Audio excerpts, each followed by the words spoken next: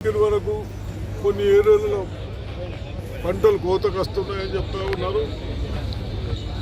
మరి మీ అందరికి కూడా ఓ వారము 15 రోజుల లోపల పొలాలు పొట్టుకు వచ్చినాయి. ఈయన తర్వాత నీళ్లు కావాలి. నీళ్లు లేకుంటే ఎలుకలు కూడా ఇబ్బంది పెడతాయన్న మీరు నిన్ననే నాకు చెప్పిన తర్వాత ఈరోజు మీ అందరి ఆలోచన మేరకే మాకు ఎన్ని పనులు ఉన్నా పక్కన పెట్టేసి లిఫ్ట్ స్టార్ట్ చేస్తున్నాం జరిగింది. తప్పనిసరిగా నీళ్లు తక్కువ ఉన్నాయి. పోచని పాడులో కూడా 70% నీళ్ళు వచ్చినాయి. నీళ్ళు అవసరం ఉన్న తాట మీరు పారించుకుంటూ అవసరం లేనప్పుడు ఆఫీసులకు చెప్పి మోటార్లు బంద్ చేసుకుంటే మిగిలిన నీళ్ళని మనం రెండో పంటలు అవసరాలకు తీసుకోవడానికి మీకే అవసరం పడుతుంది. కాబట్టి తప్పనిసరిగా ఆ విధంగా నీళ్ళను కూడా వాడుకుంటారని చెప్తా ఉన్నాం. అదేవిధంగా ఎలక్ట్రిసిటీ వాళ్ళు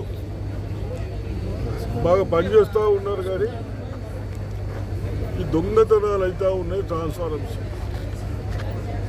పోలీస్ వ్యవస్థకు కానీ గ్రామాల్లో కానీ ఒక్క 4 రోజులు ఈ పంటలు వచ్చే వరకు గస్తలు వేసుకొని పోలీసు తిరిగే వాళ్ళు తిరుగుతారు.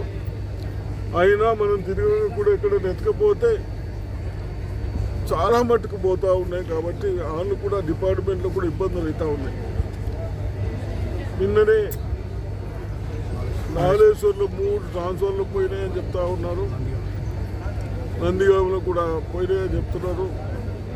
మరి అధికారులు కానీ కన్సల్ట్ అధికారులు దయచేసి వాళ్ళని తొందరగా ఇస్తే ఏదో పంట చేతికి వస్తుంది. కాబట్టి తర్వాత వాళ్ళ రెస్పాన్స్ అని చెప్పండి. మళ్ళీ మేము ఇయ్యము అని చెప్పండి. కానీ ఇప్పుడైతే ఇవ్వాలని రిక్వెస్ట్ చేస్తాము. రైతుల ఆవేదన ఉండాలని తెలిసిన తర్వాత ప్రతి బ్యాంకుకు మనం ఇప్పటికే 1,800 కోట్లు ఇస్తే 18,000 కోట్లు ఇస్తే ఇప్పటి వరకు 1000 కోట్లు 1,100 ఇచ్చారు. తప్ప ఎన్ని బ్యాంకులే ఉన్నాయి. ఇవన్నీ ఒక సిస్టమ్ చేయడానికి ఏ రైతుకు వచ్చింది ఏ రైతుకు రాలేదని 2 లక్షల వరకు కూడా రుణాలు మాఫీలో ఎటువంటి కన్ఫ్యూజన్ ఉండకుండా మరి అగ్రికల్చర్ ఆఫీసర్ ఏవి కానీ అదేవిధంగా కొందరు తహసీల్దార్లు కానీ కింది వాళ్ళు కానీ కలిసి మీ గ్రామాలకు వస్తూ ఉన్నారు. తప్పనిసరిగా మీ డీటెయిల్స్ తీసుకొస్తా ఉన్నారు. కొంచెం ఓపికతో ఉండండి. అధికారులు 1-2 రోజులు తిరగలేరు. ఒక రోజుల కనీసం 2-3 విలేజ్ అవుతూ ఉన్నాయి. కాబట్టి తప్పనిసరిగా తిరుగుతారు. అదేవిధంగా ఇప్పుడే కొన్ని నా దృష్టికి వచ్చాయి. సొసైటీలలో మనం ఏదైతే సొసైటీలు పెట్టుకున్నామో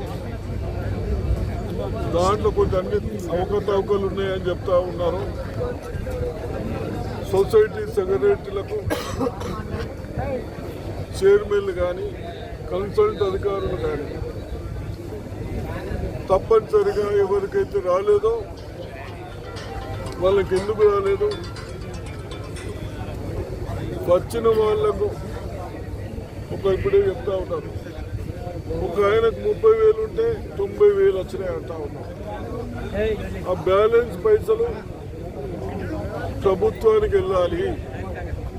ఎక్కడ ఏ తప్పు చేసినా మీ పోస్టులు పోతాయి, మీ మీద కేసులు అవుతాయి. అవన్నీ జాగ్రత్త. ఎనీ బ్యాంక్ మొన్నటి వరకు కెనరా బ్యాంకులకు కూడా ప్రాబ్లమ్స్ వచ్చినాయి. కలెక్టర్ కానీ వాళ్ళ కన్సల్ట్ అధికారులు రెక్టిఫై చేయించారు. ఈ విధంగా ఒకటి చేస్తూ ఉన్నారు. మీరందరూ తొందరపడకుండా సొసైటీలు అయితే మీరు కూర్చుండండి. నేషనలైజ్ బ్యాంక్స్ అయితే మరి అధికారులు తిరుగుతూ ఉన్నారు. సొసైటీలలో కూడా మీకు సొసైటీ సెక్రటరీ కానీ ఎవరైనా వినకుంటే తప్పనిసరిగా తహసీల్దార్ దృష్టికి కానీ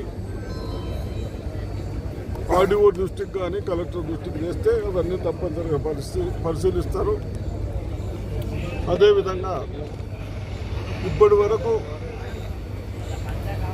మనకు కావాల్సిన వర్షాలు పడ్డాయి.